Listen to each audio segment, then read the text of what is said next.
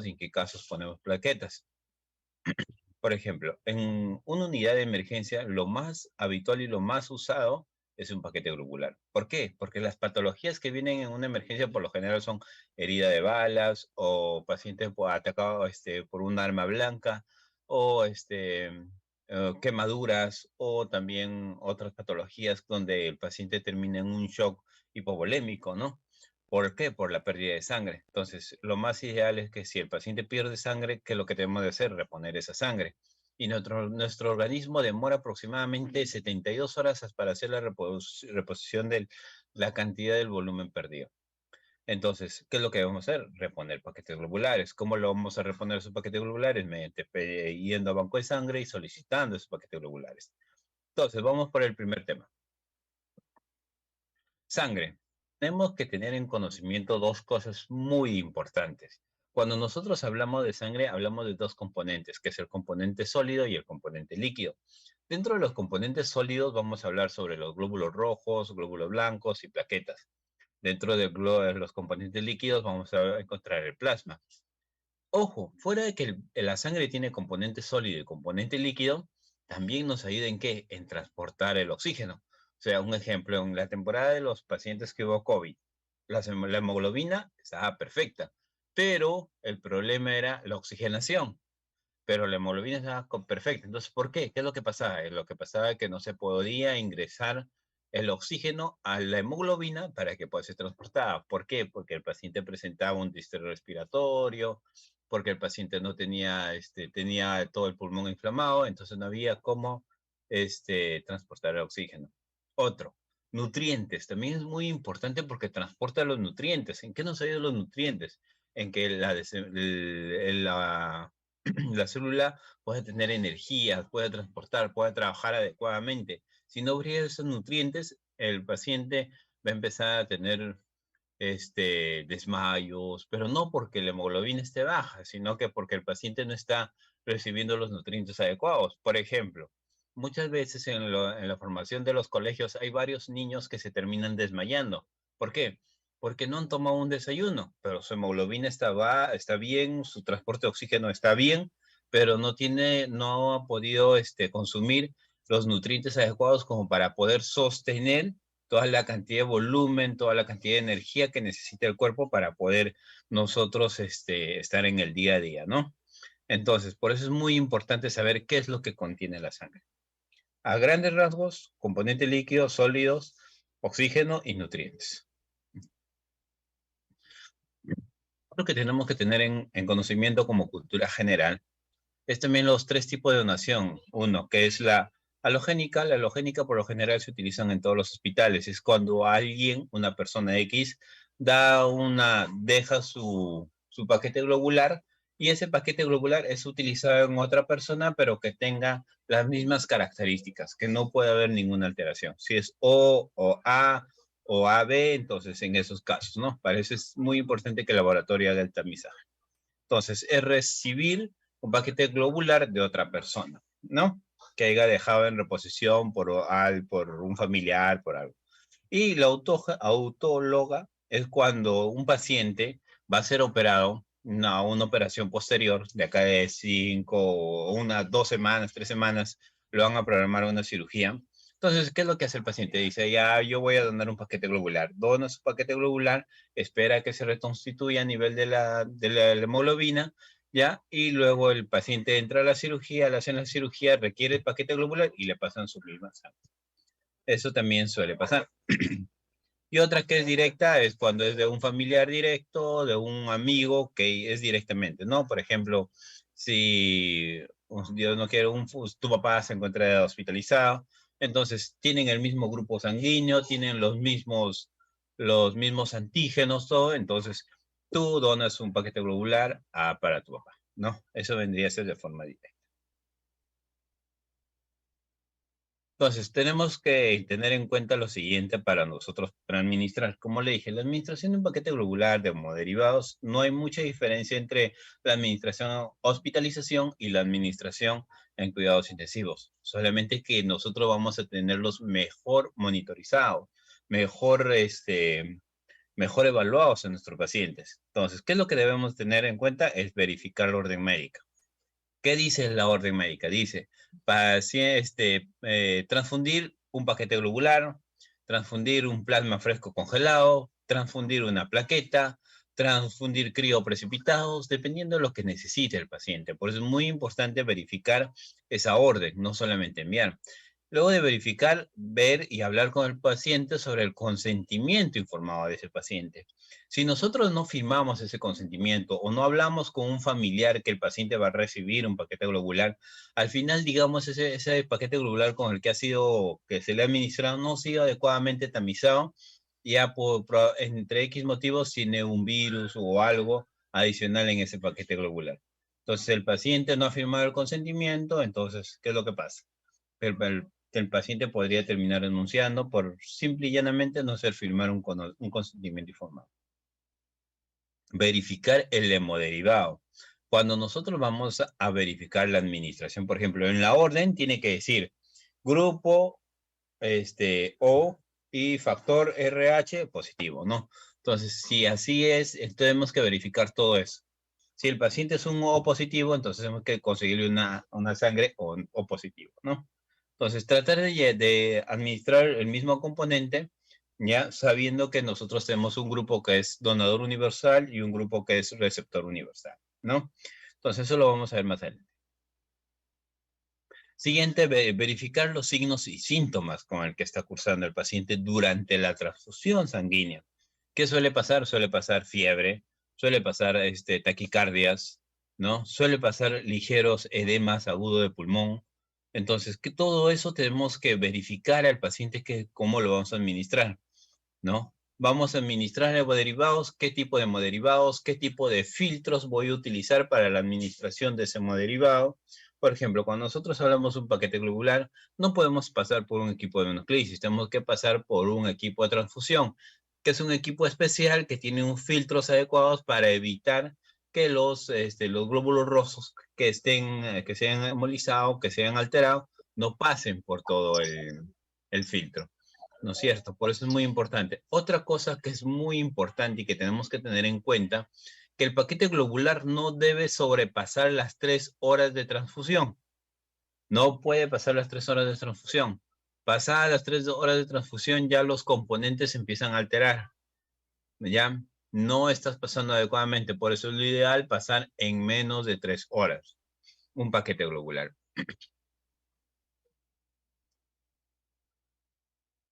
Otro, si yo estoy pasando un paquete globular, es lo que muy frecuente pasa en la unidad de cuidados intensivos, ¿no? El médico da la indicación a las 8 de la mañana sobre administración de un paquete globular y a las 12 del mediodía recién estás transfundiendo el paquete globular. ¿Pero por qué demora tanto? Demora tanto, ¿por qué? Porque, primero, durante que pasen la visita médica es 8, hasta que realicen todo el trámite, todo el papeleo, 8:30, hasta que la orden con todo el papeleo y todos los materiales llegue a Banco de Sangre son las 9. Entonces, hasta que Banco de Sangre tamice todo eso, verifique que ese grupo y factor, ya son las 10. Entonces, hasta que saquen la sangre que ha sido adecuada y lo puedan descongelar, lo puedan tratar adecuadamente en baño María para que se pueda pasar el paquete globular, ya son las 12 del mediodía. Entonces, se pasó las 12 del mediodía, terminó de pasar a las 2 de la tarde, el médico viene a la visita a las 2 de la tarde y dice, ¿cuánto de hemoglobina tiene el paciente? Entonces, ahí es donde nosotros tallamos a decir y a explicar adecuadamente por qué ha sido la demora del paquete globular. ¿Ya? Entonces tenemos que hablar, decirle, doctora, ¿sabes qué? Pasó esto, esto, esto. Entonces, ¿a qué hora deberíamos de tomar la muestra para ver si la hemoglobina se ha incrementado, si la hemoglobina se mantiene? Entonces, deberían ser a las 6 horas post-transfusión. ¿Qué quiere decir? Que si a las 2 de la tarde termino de transfundir, a las 8 de la noche yo debería estar tomando la muestra. Ahora, eso hablo en el caso que se pueda tomar muestras por vía endovenosa.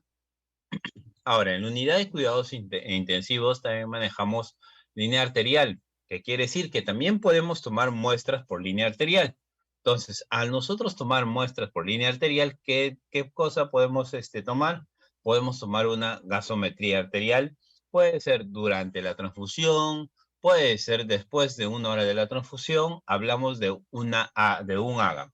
¿Por qué? Porque lo que nosotros queremos ver en una gasometría es la oxigenación del paciente, ¿no? Pero igual nos va a salir un resultado de hemoglobina en esa evaluación de la gasometría, pero no va a ser el ideal. Probablemente va a salir alto porque está transfundiendo un paquete globular.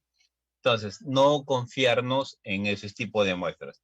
Si vamos a tomar una muestra antes de las 6 horas, solamente se puede tomar una gasometría, pero en esa gasometría podemos solo observar la parte oxigenatoria del paciente, ¿ya? Y otro, tener bastante cuidado con el tercer principio de universalidad. Este principio nos dice que debemos de siempre protegernos, cuidarnos de todos los paquetes de cuando nosotros empezamos a preparar para la administración de un paquete globular.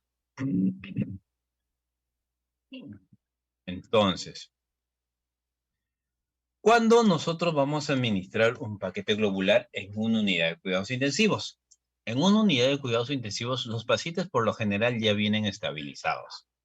¿Qué quiere decir? Que en emergencia hace toda la chamba de estabilizar al paciente. Si el paciente vino por una herida por arma blanca y se ha desangrado, entonces en emergencia le han pasado paquete globular, todo eso, ¿no?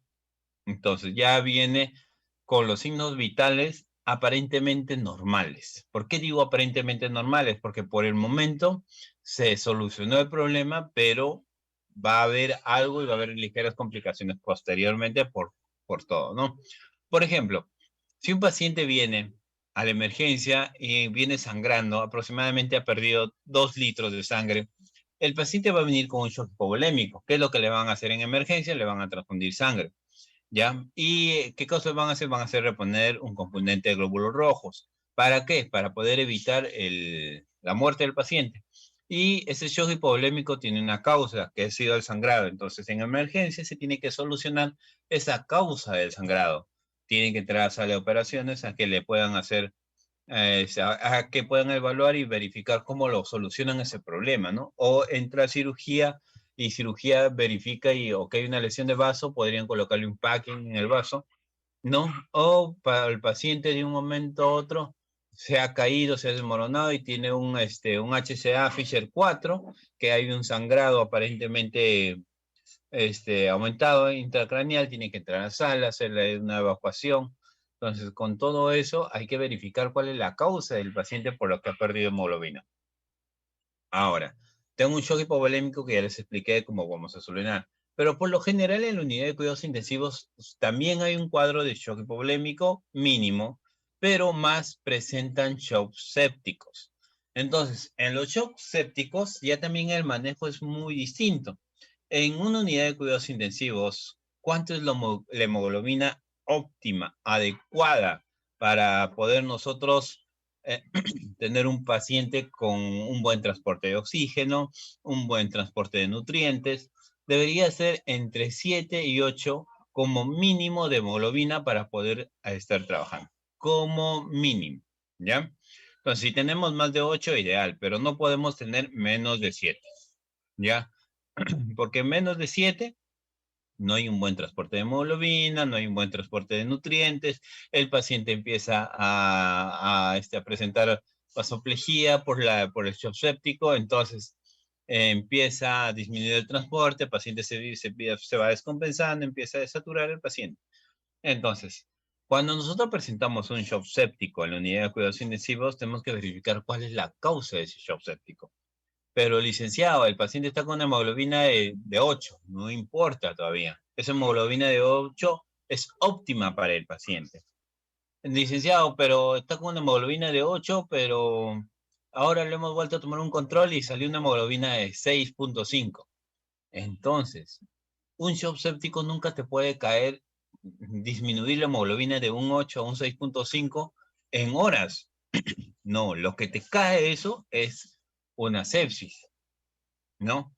Perdón, una hemorragia. Entonces, tal vez el paciente se ha estado complicando progresivamente y ha presentado una hemorragia digestiva, ¿no? Entonces, tenemos que verificar todo eso. ver cuál es la causa del sangrado, cuál es la causa de la pérdida. Ahora, en un shock séptico se altera el perfil de coagulación, se altera la presión arterial, va a haber una disminución de la presión. En todo caso, ahí vamos a ver qué administramos. Tal vez administramos un paquete globular y 3 plasmas frescos congelados, porque el perfil de coagulación del paciente ha salido alterado, ¿no? Entonces, seguimos. Entonces, para nosotros poder seguir administrando, tenemos que tener en cuenta lo siguiente, ¿ya? Cuando nosotros cogemos un paquete globular, ¿ya? El paquete globular, al final no se va a pasar como tal como paquete globular. Se va a pasar tal vez como un concentrado de glóbulos rojos, o se va a pasar con un plasma rico en plaquetas. ¿No? Pero lo que hace el banco de sangre es lo siguiente: recibe tus aproximadamente 450 a 500 ml de sangre donada. Entonces eso lo va a centrifugar y va a dividir en dos: en glóbulos rojos y en plaquetas, plasma rico en plaquetas. Entonces, ese plasma, ya, si está fresco, así fresco, solamente puede durar 24 horas. 24 horas de ahí ya no sirve. Entonces, ¿qué es lo que vamos a hacer? Si no vamos a utilizar en el transcurso de 24 horas, lo vamos a terminar congelando. Entonces, de ese plasma rico en plaquetas vamos a dividir en plasma fresco congelado y concentrado plaquetario, ¿no? Ya, de ese concentrado plaquetario se guarda, se almacena el concentrado plaquetario, pero de ese concentrado de plasma fresco congelado todavía podemos utilizar. ¿En qué? En crioprecipitados. Podemos sacar albúminas, podemos sacar globulinas, podemos sacar factores de coagulación, ¿ya? Por ejemplo, si nosotros tenemos un paciente con hemofilia, ¿qué es la hemofilia? Que el paciente empieza, la sangre del paciente empieza a autoeliminarse, ¿no? Empieza a depurarse, no, o no hay una buena regeneración de los glóbulos rojos, ¿no? O no hay una buena, y todo eso empieza a alterar un perfil de coagulación. Entonces, ¿qué es lo que vamos a administrar? Tal vez solamente vamos a administrar concentradores de factores de coagulación, factor 8, factor 12. ¿Para qué? Para que el paciente no sangre, para que el perfil de coagulación tienda a aumentar. Si nosotros sabemos cuál es la deficiencia, puede ser, si hay una deficiencia de factor 8, no le vamos a pasar todas unas plaquetas, entonces solamente le pasamos el factor 8. Si hay una deficiencia de albúmina, no le vamos a pasar todas las plaquetas, ¿no? Le vamos a pasar solamente albúminas, ¿no? Entonces, tenemos que tener eso en cuenta antes de nosotros hacer. Cuadro de duración y el tiempo de administración. No, cuadro de duración y el tiempo de mantener. Dice que la sangre total y concentrado de glóbulos rojos debe mantenerse en una temperatura entre 2 y 6 grados. Tiempo de vida, 35 días. Concentrado de glóbulos rojos lavados, 12 horas. Ya, sangre total reconstituida, 2 horas. Plasma y crioprecipitado, 1 año. Plaquetas, 72 horas. Es la cantidad que de nosotros debemos de tener cuidado. ¿Ya? Y el tiempo y cuánto tiempo nos dura. Pero eso es más manejo de banco de sangre. ¿Ya? Listo. Ahora, este es un dato muy importante. Ustedes ven un catéter venoso central, ¿no es cierto? En una unidad de cuidados intensivos, la gran mayoría, el 98% de pacientes presentan un catéter venoso central. ¿Ya? El uso de este catéter venoso central, y ahora la administración adecuada de un paquete globular en un paciente, yo particularmente 1000 veces prefiero que transfieran un paquete globular por una vena de gran calibre, ¿ya? Y con un agujas número 18 y por vía periférica. Pero si en caso que el paciente no se podría colocar una vía periférica número 18 o en algún acceso que tenga el paciente, entonces en ese caso vamos a utilizar el catéter venoso central. Pero dentro del catéter venoso central solamente podemos utilizar para transfusiones el lumen proximal, ¿ya? ¿Por qué? Porque el lumen proximal es el lumen de mayor calibre, ¿ya?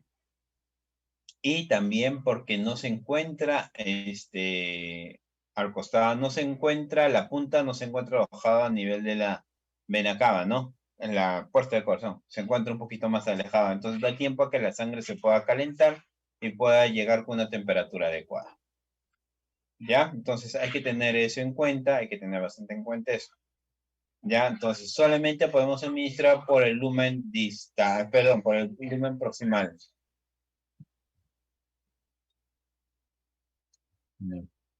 Como le decía, que está el fraccionamiento de las sangres y los hemoderivados. ¿Cuál es el objetivo de nosotros transfundir un paquete globular? Corregir el déficit de componentes sanguíneos, ¿ya? Factores de coagulación, mejorar los factores de coagulación, situación de hemorragias, conservar o mejorar el transporte de oxígeno, mantener o mejorar la volemia del paciente, corregir la anemia o la plaquetopenia. La transfusión de sangre es un procedimiento por el cual se infunde o inocula sangre a un o componente a un receptor cuyas necesidades sean según indicación médica. Ya lo tenemos eso bien en claro. Tratamiento cuyo objetivo es reponer componentes de la sangre, ya, para la supervivencia del paciente, ya que el organismo no produce cantidad suficiente para la supervivencia de la persona. No se debe agregar drogas o medicamentos en la bolsa de transfusión, ya. La sangre, el paquete globular, el paquete de plasma fresco congelado, todo eso tienen que pasar purito.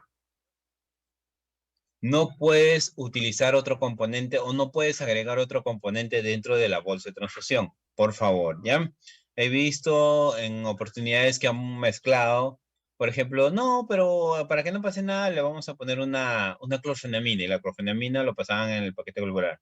No es lo indicado, no es lo adecuado y no es lo que debería de ser, ¿ya?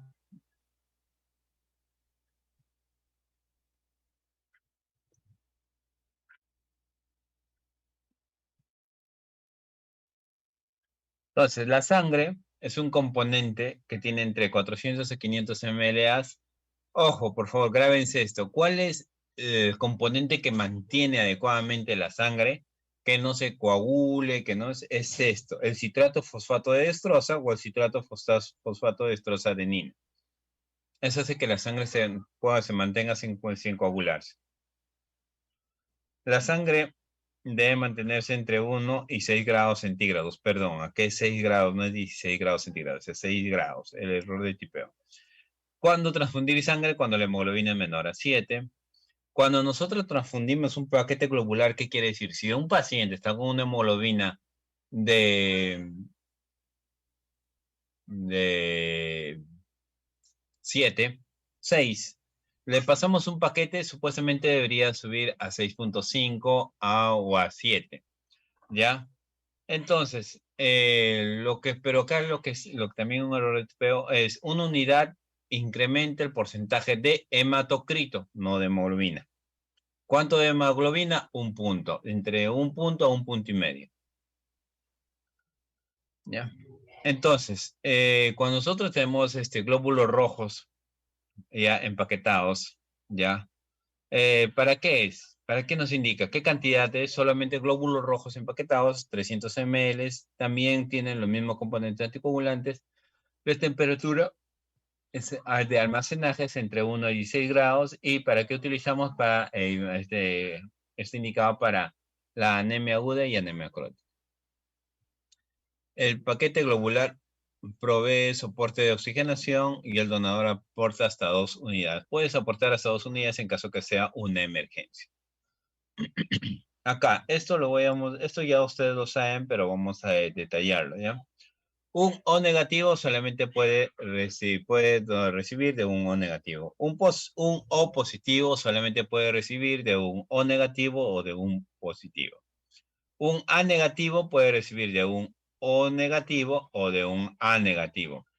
Un A positivo puede recibir de un O negativo, de un O positivo, de un A negativo y de un A positivo. ¿Ya?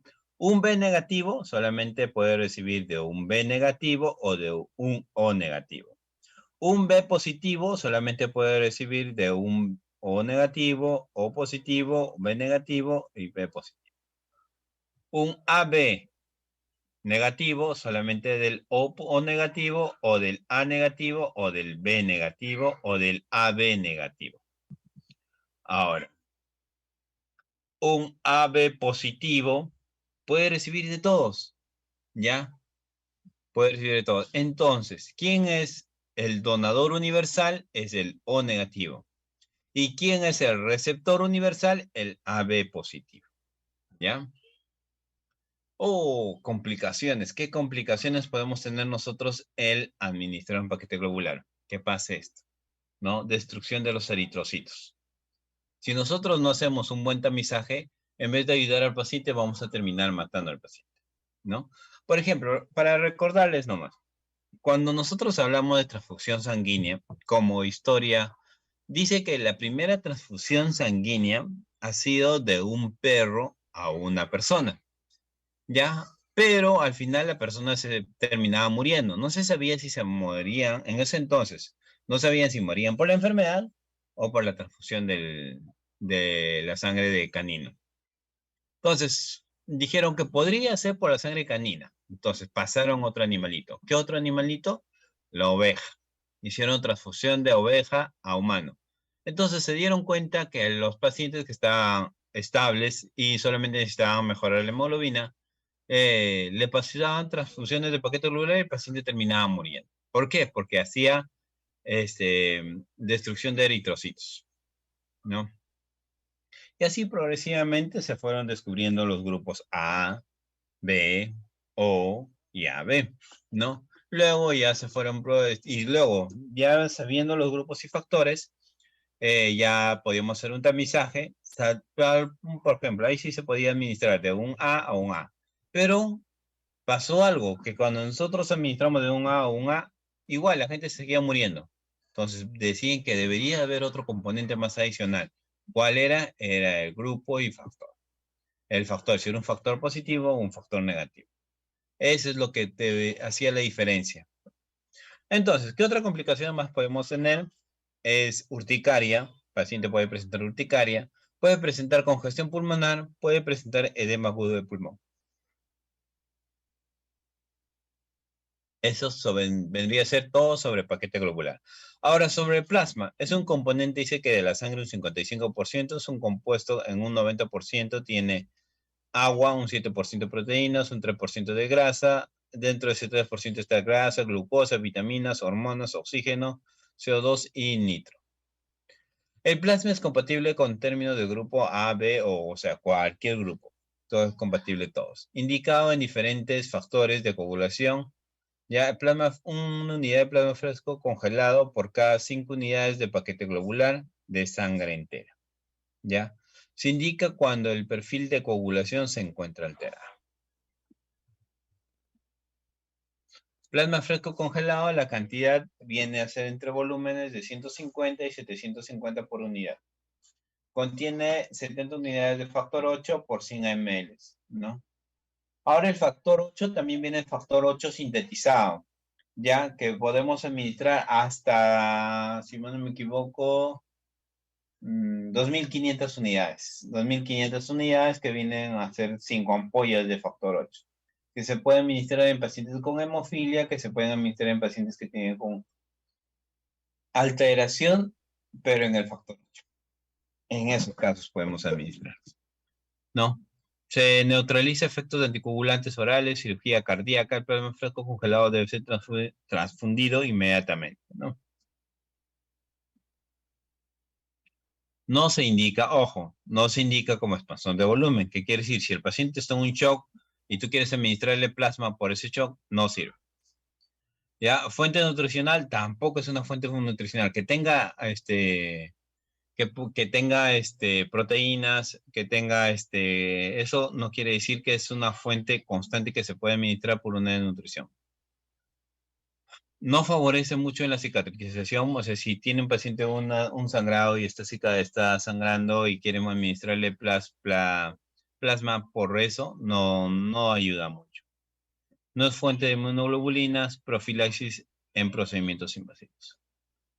Pasamos al otro componente, que es el crioprecipitado. Dice que se administra una unidad por cada 10 kilos de peso corporal por cada entre 10 a 12 horas, ¿no? Esos son ya datos establecidos, ¿no? Pero, ojo, hay que tener en cuenta lo siguiente. El crioprecipitado aporta un pequeño de factores específicos como son el factor 8 y el factor 13. Ya el factor 1 de fibrinógeno, por lo que está indicado en la corrección de déficit de los mismos. Contraindicación, no se debe usar como tratamiento para diferentes a lo que el paciente necesite crioprecipitado. Si el paciente necesita glóbulos rojos, debemos administrar el glóbulo rojo. Si el paciente necesita plasma, plasma. Si el paciente necesita plaquetas, plaquetas. Si el paciente necesita crioprecipitados, crioprecipitados. Ya, o sea, aquí podemos observar cómo después de la centrifugación, los glóbulos rojos tienden a sentarse y el plasma tiende a elevarse.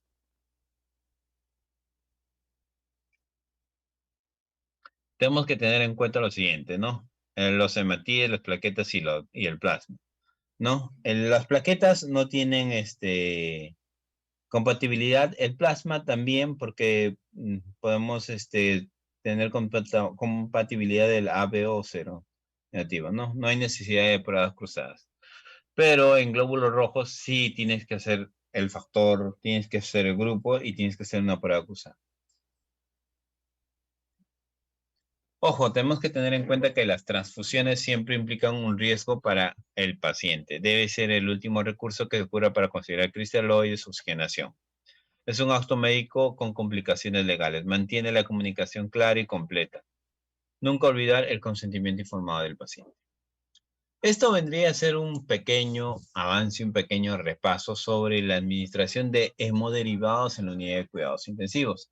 Si ustedes tienen alguna duda, alguna pregunta, lo vamos a realizar ahorita para poder salir de esas preguntas, porque es un tema bastante sencillo, bastante pequeño, ya, pero es de mucho, mucho interés para todos nosotros. ¿Por qué? Porque tenemos que tener en cuenta por qué administramos, cuál es la causa de administrar, si el grupo que estamos administrando es el adecuado, ¿no? Si el factor que estamos administrando es el adecuado. Entonces, si no habría ninguna pregunta, creo que podríamos pasar al otro. Bien, estimados participantes, ¿alguna pregunta?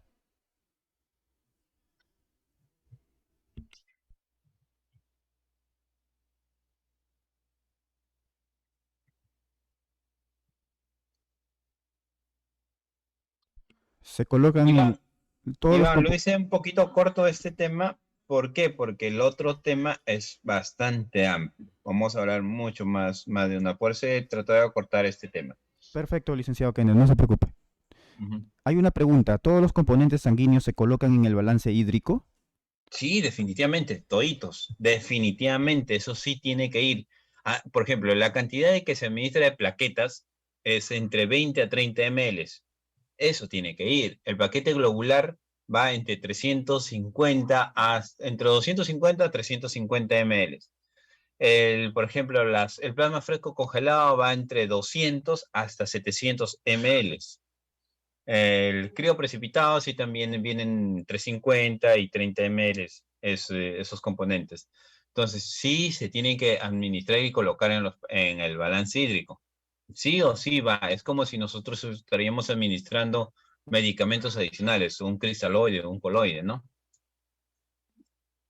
Perfecto, licenciado Kenneth. Hay otra pregunta, ¿la transfusión se puede pasar con bomba de infusión? La transfusión con bomba de infusión se puede pasar, pero recomiendo no utilizar las bombas que sean de rodillo. Esas bombas de rodillo no son adecuadas para una transfusión, pero las bombas que son peristálticas, que tienen una forma de onda así para que la sangre pueda pasar en forma, esas sí se recomiendan. Pero ante todo, si ustedes tienen algún dispositivo, yo mil veces prefiero un calentador de fluidos antes que administrar por bomba un paquete globular. Estimados participantes, si quieren hacer preguntas también pueden activar su micrófono. Bien, hay otra pregunta. Si un paciente tiene fiebre, ¿ese puede administrar un hemodiderivado? A ver, vayámonos. Cuando nosotros hablamos de un paciente que tiene fiebre, hay que ver cuál es la causa primero de esa fiebre. Si la causa de esa fiebre es un shock séptico, una sepsis, sí, normal, puedes pasar el paquete globular. Ahora, si el paciente estaba sin fiebre, ¿ya? Y estás empezando a administrar el paquete globular y empieza a presentar fiebre, inmediatamente tienes que suspender el paquete globular. ¿Ya? Espero que me hayas entendido eso. Si la causa de la fiebre es un problema séptico, sí debemos administrar el paquete globular. Pero si la fiebre es ocasionada por el paquete globular, inmediatamente suspendemos la transfusión. ¿Alguna otra pregunta? Pueden activar su micrófono. Acá Una pregunta, en el caso que el paciente tenga confirmado una hepatitis B, ¿ya? En la colocación de la hemotransfusión, de acuerdo a la compatibilidad, ¿existe algún tipo de contraindicaciones? Ya. A ver, nosotros podemos tener un tipo de hepatitis que no haya sido, ¿cómo se podría decir? El hepatitis que se encuentra en el cuerpo y no esté activo, algo así, no esté activo. Si el hepatitis está en el cuerpo y no está activo, puede recibir cualquier tipo de paquete globular, cualquier transfusión. Ahora, pero si estás con una hepatitis activa y tienes algún problema, alguna alteración como perfil de coagulación, bilirrubinas altas, todo eso, y tienes déficit de glóbulos rojos, sí se tendría que pasar. Sí se tendría que pasar. Sí, en caso que encontraríamos un déficit en los glóbulos rojos. O sea, si tu hemoglobina por lo general, antes de hospitalizarse, estaba con una hemoglobina de 8, se hospitalizó por la hepatitis y hubo una ligera hemólisis, todo eso, durante el tiempo de la enfermedad, y hacerle un control, la hemoglobina baja a 6, a 5, por supervivencia, porque el paciente necesita sobrevivir a ese cuadro y claro que se puede esperar unos efectos adversos, se tiene que administrar el paquete globular. Sí o sí se tiene que administrar y luego lo vemos posteriormente podemos observar qué alteraciones ha tenido, qué complicaciones y necesitamos administrar algún medicamento para disminuir todo ese problema.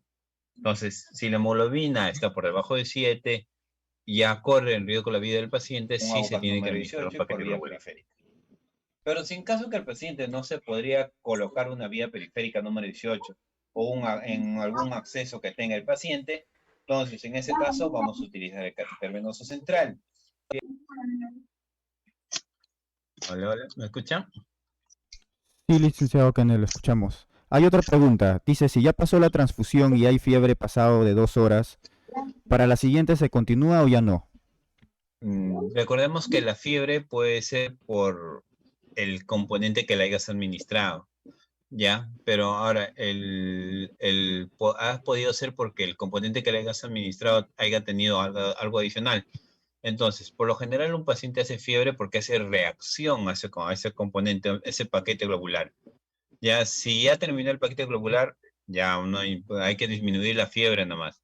Recibir otro paquete globular, sí tendría que recibir el paquete globular si en caso que la hemoglobina del paciente esté alterada y tratar de manejar esa fiebre.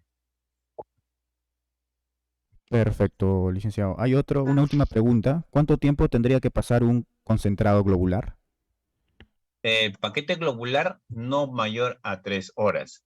El plasma fresco congelado se tendría que pasar no mayor a 2 horas de infusión. ¿Ya?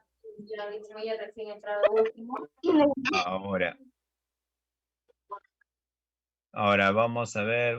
Acá hay uno. Tiempo ideal para transfundir un paquete globular en un paciente renal.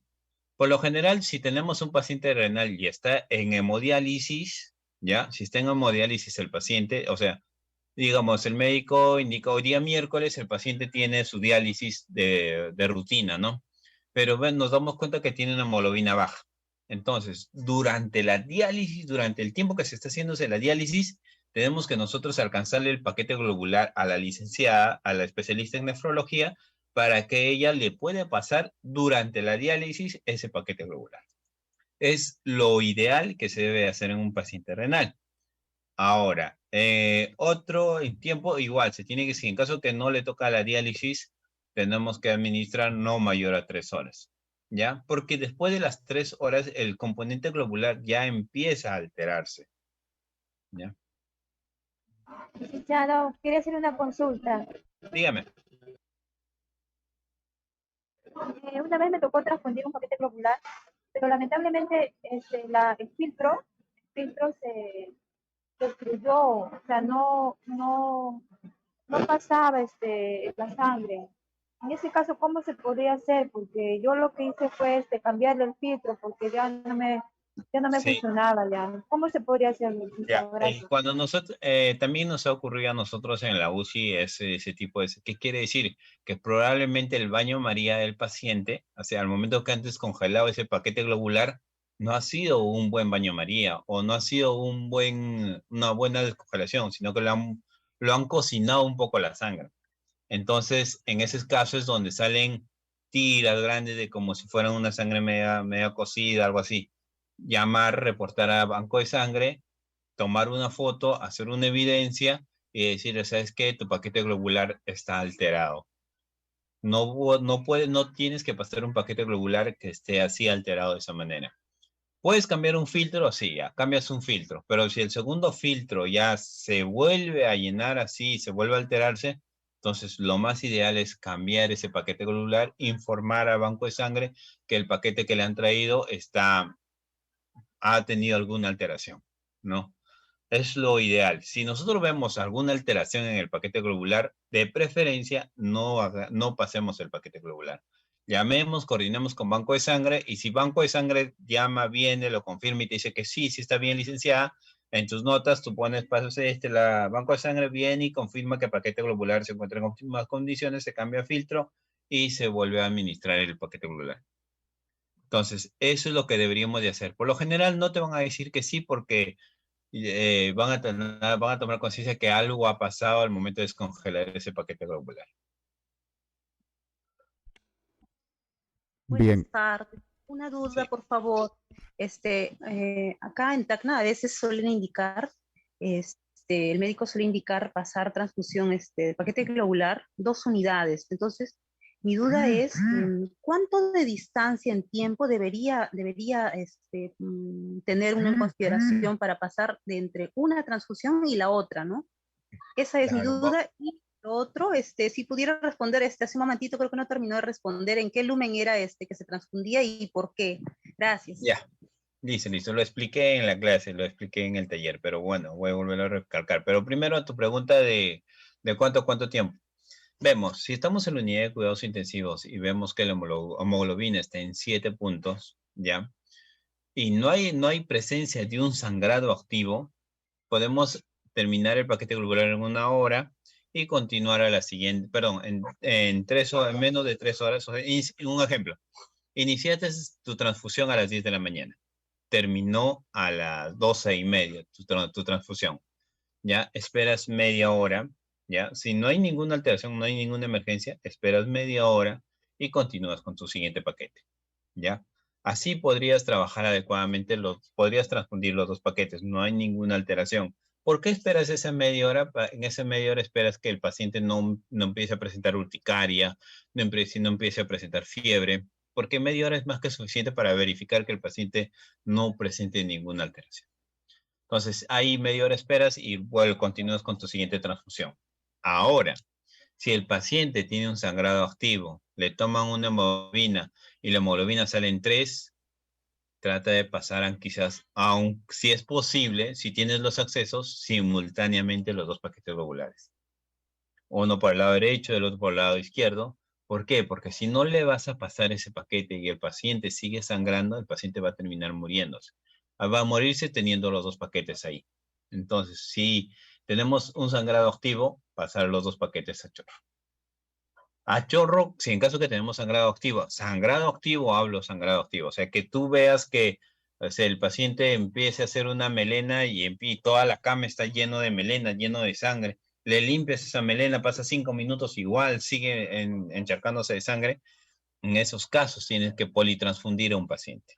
¿Para qué? Para que nosotros tratemos de sobrevivir hasta que venga gastro, le hagan la endoscopía y cauterice ese sangrado, ¿no? Listo. Espero haber respondido a tu consulta. Y ahora, del otro, la transfusión por el catéter venoso central es por el lumen proximal, ¿ya?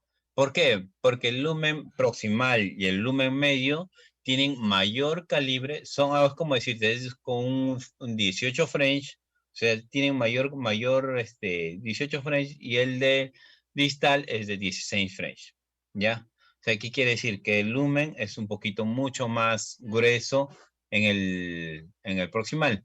Ahora, ¿por qué en el proximal? ¿Por qué? Porque la sangre no llega hacia el corazón directo, llega hacia un poquito más arriba de la vena cava, y eso te da opción a que la sangre pueda calentarse y no llegar sangre fría al corazón. ¿Por qué? ¿Por qué la sangre fría? Porque si nosotros pasamos medicamentos helados al paciente, podemos causar una parada cardíaca. Eso es lo que pasa. Muchas Acá, gracias. ya, ok.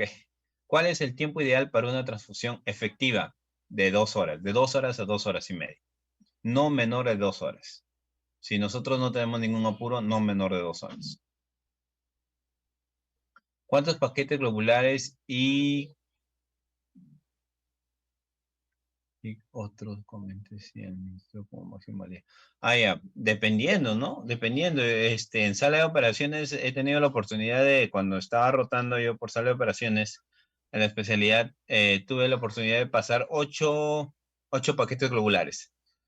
¿Ya? Fui porque era un paciente que estaba descompensado y me dijeron que entre a sala de operaciones para ver qué es lo que había pasado y acompañando al paciente, ¿no? En una rotación. Y entré, verifiqué y se le llegó a pasar 8 paquetes globulares. ¿Por qué?